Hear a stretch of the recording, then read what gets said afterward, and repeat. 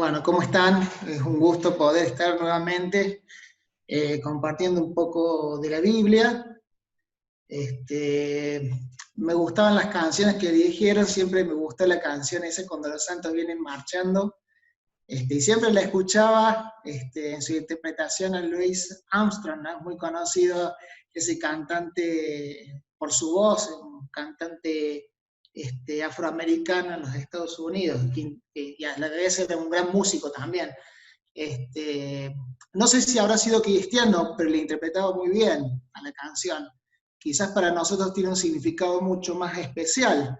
He escuchado un montón de cantantes que en esa época estaba también muy de moda el gospel, ¿no? Las canciones gospel o cantar canciones cristianas. Y había una canción que siempre me llamó la atención, que cantaba, usted no sé si se recordarán a este cantante, que era George Harrison, uno de los cantantes de los Beatles, ¿no? Y que él cantaba una canción que era Mi Dulce Señor, ¿no? Y parecía que era una canción para Dios, para Jesús, pero uno cuando ve la vida de ellos, que se metieran en otras corrientes filosóficas, no sé si lo hacían por una cuestión de marketing o porque sinceramente estaban buscando, necesitaban del Señor Jesucristo, ¿no? Y en el día de hoy, bueno, hoy nos toca a los padres festejar un día, pero capaz que también nos podemos acordar de nuestro gran Dios, ¿no? Él es el Padre nuestro, ¿no? Que está en los cielos, como dice la oración, y que Él nos ha hecho, eh, somos criaturas suyas por creación, pero hijos de Él por adopción, ¿no? Y aquellos que han sido, hablando en términos humanos, adoptados, saben lo que significa esto, que tenemos una paternidad, una patria potestad de parte de Dios que lo cubre todo, que nos trae bendición y que nos hace herederos, ¿no? Una cosa impensada para nosotros. Sin embargo, ese es un poquito el tema de introducción que me venía a la mente compartir con ustedes, pero vamos a ver si hoy continuamos el mensaje que en su oportunidad habíamos comenzado en el libro de Ezequiel.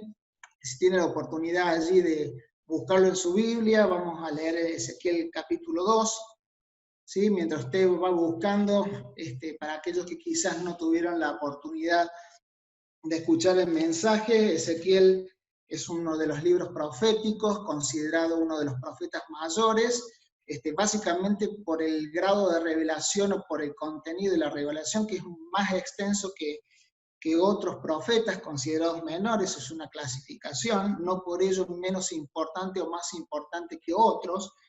El libro de Ezequiel en general se puede dividir en dos grandes partes, una parte histórica, que puede llegar hasta el capítulo 24, y de allí en adelante todo lo que tiene que ver con el desarrollo profético o el contenido profético, ¿no?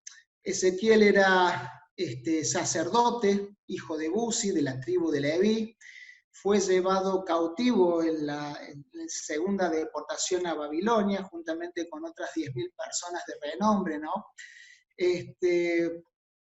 Y allí le tocó un difícil ministerio, ¿no? Un ministerio que duró más de 20 años, si uno toma como referencia las fechas que el profeta se dedica a establecer a lo largo de cada uno de los capítulos. Su significado tiene mucho que ver con el desarrollo del contenido del libro, y que significaba Dios fortalece, ¿no?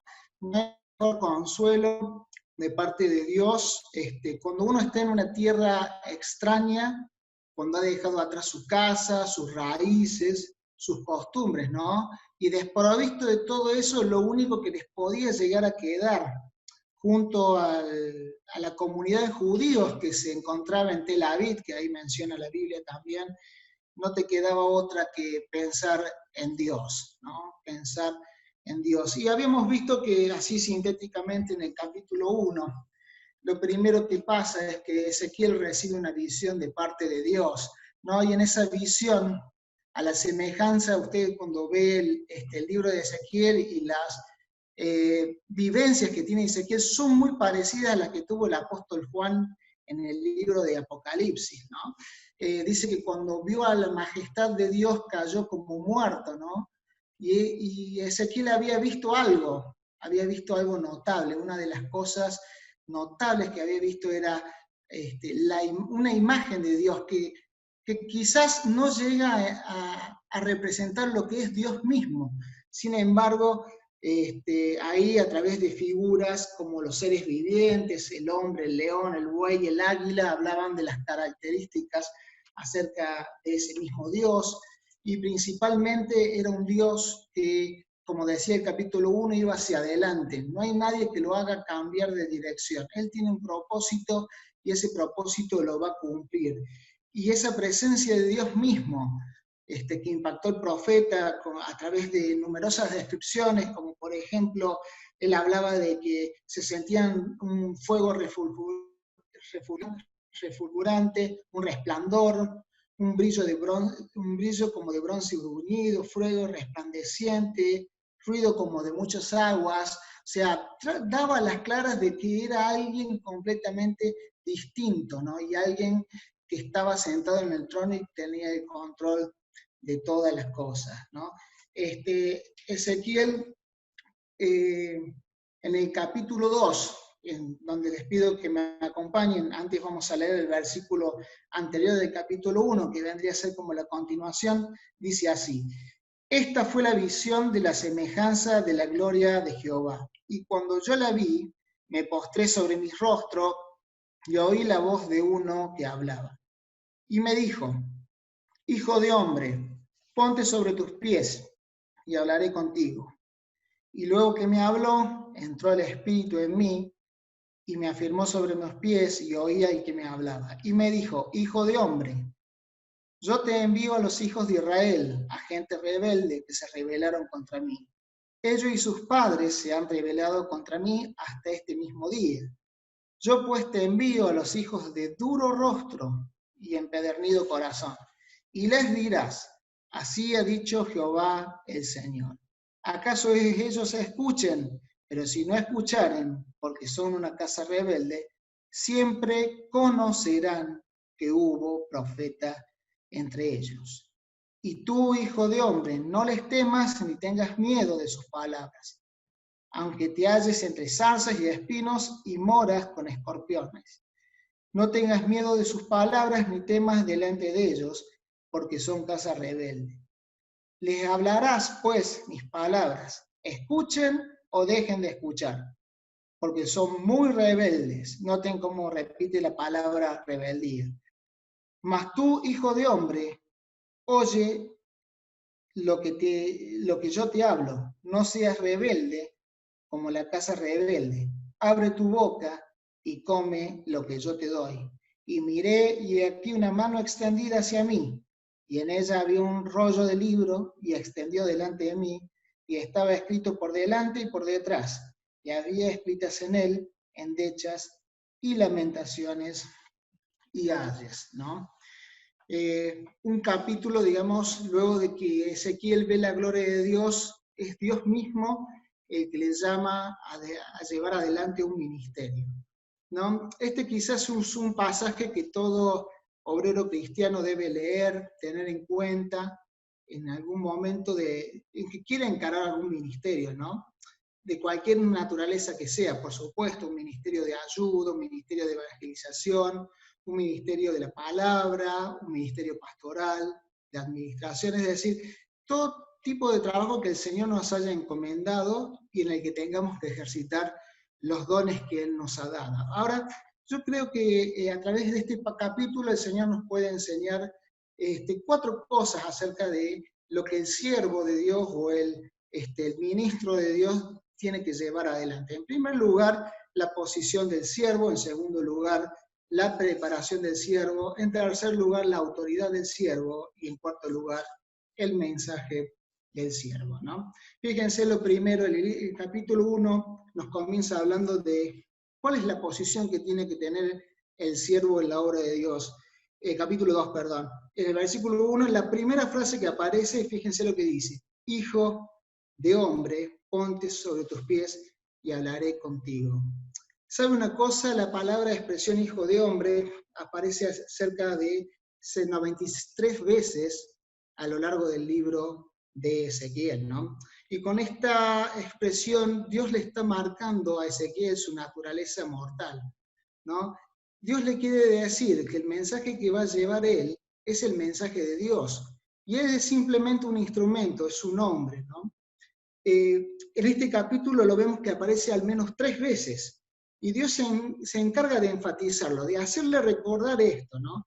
Cada vez que Dios le habla a Ezequiel, le remarca este punto. Es como si le estuviese diciendo a Ezequiel, recuerda que el mensaje es mío y no es tuyo, ¿no? Hay un abismo que tiene que tener en cuenta el siervo de Dios o el ministro de Dios, que lo separa de Dios. A pesar de que Dios lo haya salvado, lo haya, con su sangre preciosa, lo haya limpiado de sus pecados, pero siempre la obra es de Dios y no es del siervo ni del ministro, ¿no? Quizás uno de los términos que más me gusta escuchar no sea tanto el de líderes, sino el término siervo, ¿no? Es como que el término siervo es mucho más comprometido. Se dice que en la antigüedad, ¿no? En el libro de Josué, cuando Dios llama a Josué, lo primero que le dice es, Josué, mi siervo Moisés ha muerto. ¿No? Dios no le dice, el gran líder Moisés murió. No, no, no. Era alguien que estaba al servicio de Dios. Y cuando Dios cada vez que le habla, si usted tiene la oportunidad de leerlo, capítulo 3, verso 1, hijo de hombre aparece nuevo. Versículo 4 de ese capítulo aparece nuevamente. Luego, en versículos más adelante de ese capítulo también aparece así, 93 veces lo escucha Ezequiel. Y no es que Dios quiera ser reiterativo, Dios quiere siempre hacerle acordar al hombre el lugar que ocupa en su obra. En segundo lugar, cómo debía prepararse. Fíjense lo que dice el versículo 2. Y entró el Espíritu dentro de mí. ¿Sí? Es decir, sí, Ezequiel era sacerdote. Ezequiel tenía todo el conocimiento que podía tener en aquel entonces alguien que ministraba al pueblo de Dios. Sin embargo, lo principal que tenemos que tener es el Espíritu de Dios obrando en medio de nosotros, ¿no? Para compartir fielmente la voz de Dios, Ezequiel necesitaba estar lleno del Espíritu Santo, ¿no? Hoy hay muchas corrientes que no hay que deslinearlas tampoco, que obviamente el obrero de Dios tiene que ser apto para toda obra, tiene que tener conocimiento, pero hay veces que no necesariamente tiene que pasar por alguna escuela, digamos, de pastores o de líderes, lo cual es recomendable también, pero por sobre todas las cosas, a pesar de todo eso que podemos llegar a hacer, lo más importante es estar llenos de la palabra de Dios, del Espíritu de Dios. Ahora fíjense algo notable también, ¿no? Ezequiel tanto en el versículo 8, ¿no? Ahí en el versículo 8 dice, abre tu boca y come lo que yo te doy, menciona ahí sí también, nos habla de una necesidad. O sea, necesitamos ser llenos del Espíritu Santo, pero también tenemos que conocer la Biblia, ¿no? El contenido del mensaje. Tenemos que estar nutridos del contenido del mensaje. ¿Sí? Entonces, allí fíjense lo siguiente. Si bien no hemos leído todavía el capítulo 3, en el capítulo 3 Dios le manda a Ezequiel que coma ese libro, ¿no? Es como que ese mensaje tenía que formar parte de él mismo, debía ser una vivencia. No le podía dar a las otras personas algo que no hubiese pasado primero por él o que hubiese experimentado de Dios, ¿no? Dios en forma imperativa a él le dice, abre tu boca, no para hablar todavía, sino para comer, ¿no? Para comer. Jesús mismo, cuando muchas veces estuvo siendo enfrentado por los fariseos, dice, ¿y en nombre de quién venís vos a hablar?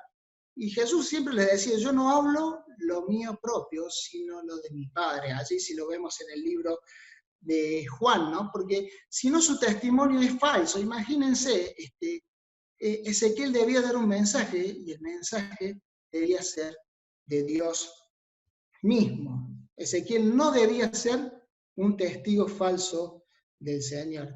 Pablo en muchas oportunidades a los corintios, es así que era una iglesia complicada, ¿no?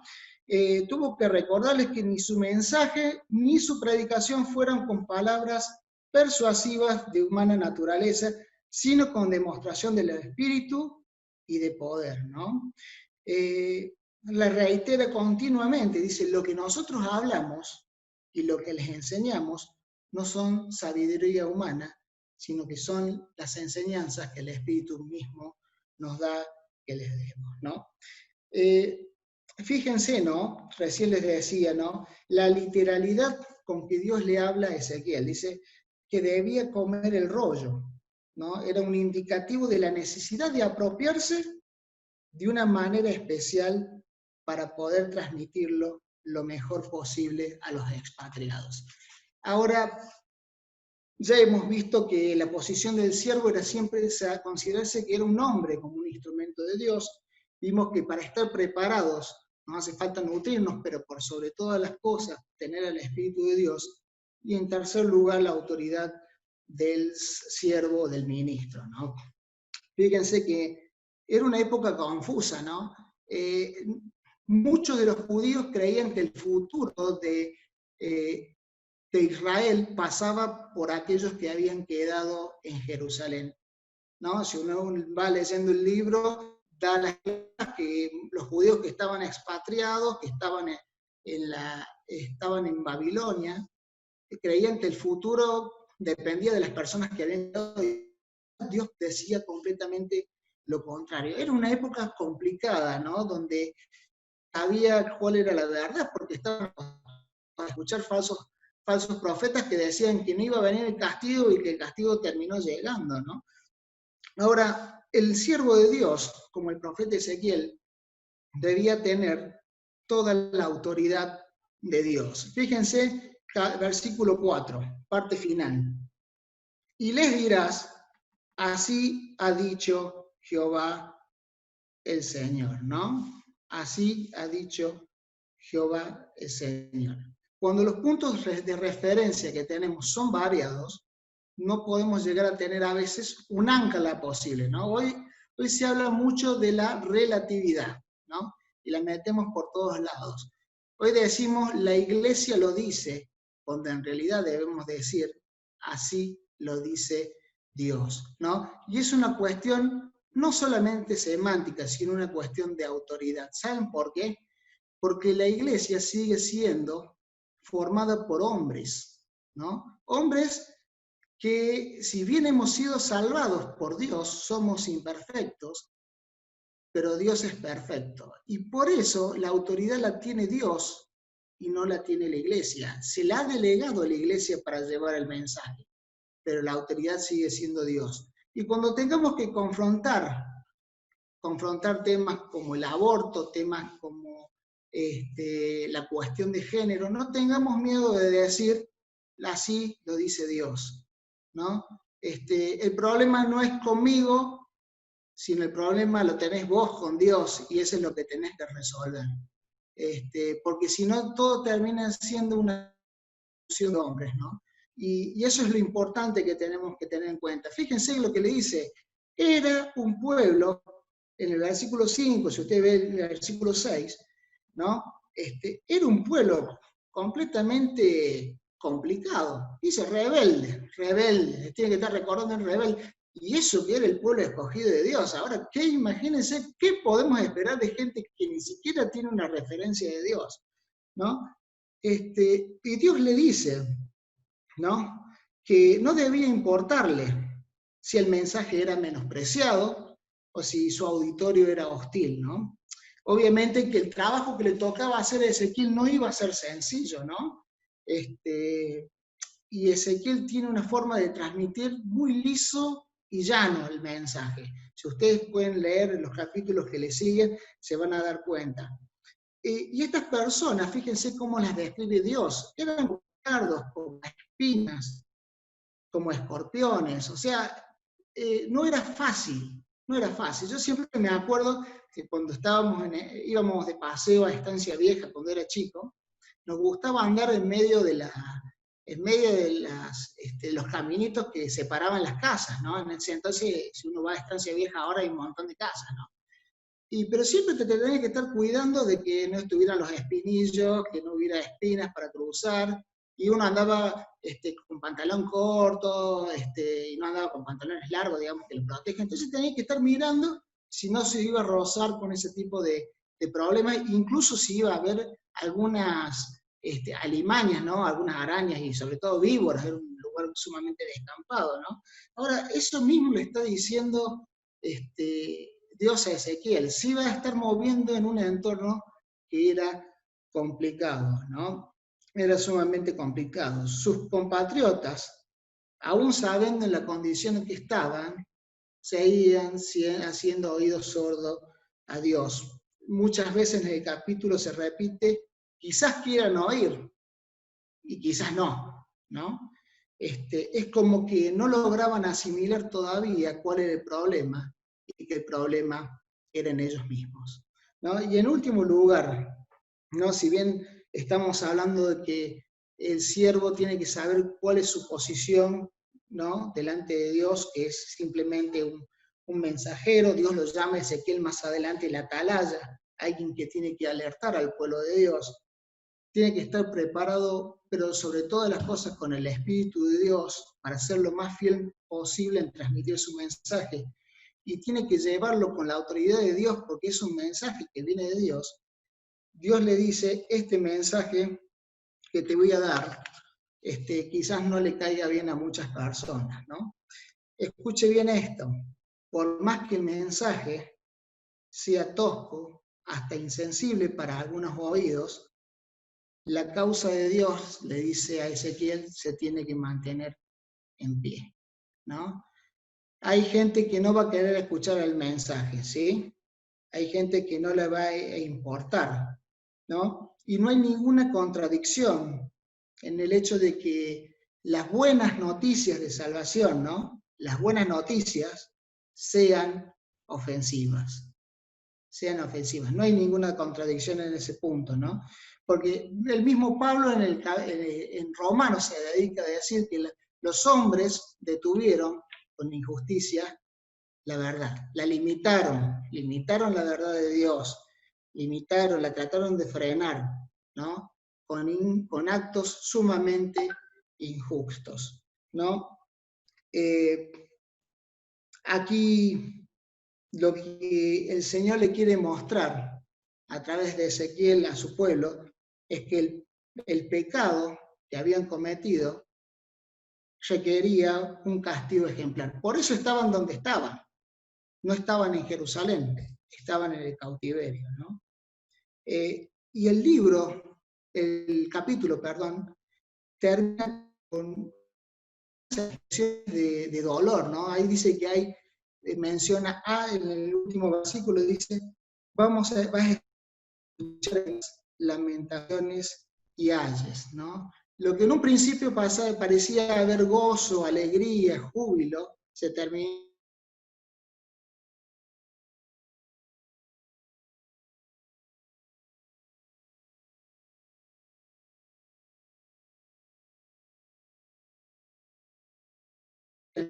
estaban sumamente entristecidos. Ahora, lo notable de todo esto, fíjense que Dios, en el versículo 10, le dice que en ese rollo tenía que escribir, ¿no? Las endechas, lamentaciones y ayes. Pero sabe una cosa, el rollo estaba escrito de ambos lados. Uno si se pone a ver en la antigüedad, ¿no? Si bien los rollos eran documentos antiguos en donde se lo escribía de un solo lado y luego se lo enrollaba. En este caso, fíjense, ¿no?, que era tal la maldad del pueblo de Dios que Dios le dice, escríbelo de ambos lados, ¿no? Dios lo estaba llamando a juicio a su pueblo, ¿no? Y tal como si fuera un juicio, ¿no?, el alegato que arma el fiscal era bastante extenso, escrito de ambos lados. Era como que lo que habían hecho no podía pasar percibido, ¿no? Y eso nos tiene que llamar a la reflexión, ¿no? A la reflexión.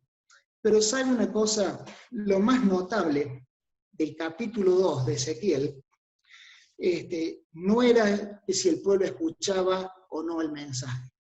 Lo principal que el pueblo tenía que tener presente, tal como lo menciona el versículo 5, era lo siguiente: y sabrán que un profeta ha estado entre ellos.